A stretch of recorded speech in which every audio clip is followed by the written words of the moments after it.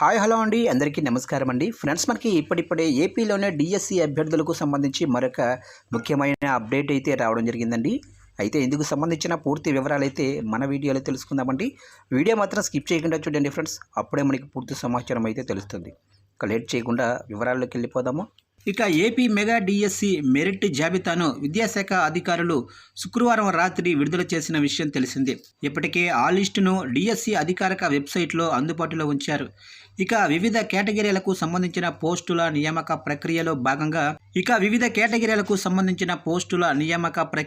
భాగంగా zone of కన్సిడరేషన్లోకి వచ్చిన అభ్యర్థులకు తమ వ్యక్తిగత లాగిన్ ద్వారా కాల్ లెటర్లను కూడా అందజేశారు.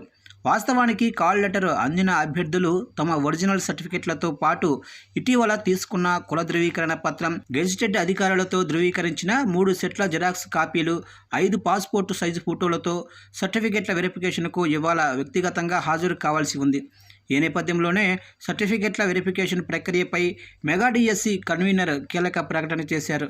ముందుగా ప్రకటించిన షెడ్యూల్ ప్రకారం నేటి నుంచి జరగాల్సిన మెగా డిఎస్సిలో ఎంపికైన అభ్యర్థుల సర్టిఫికెట్ల పరిశీలనను రేపటికి వాయిదా వేస్తున్నట్లు ప్రకటించారు.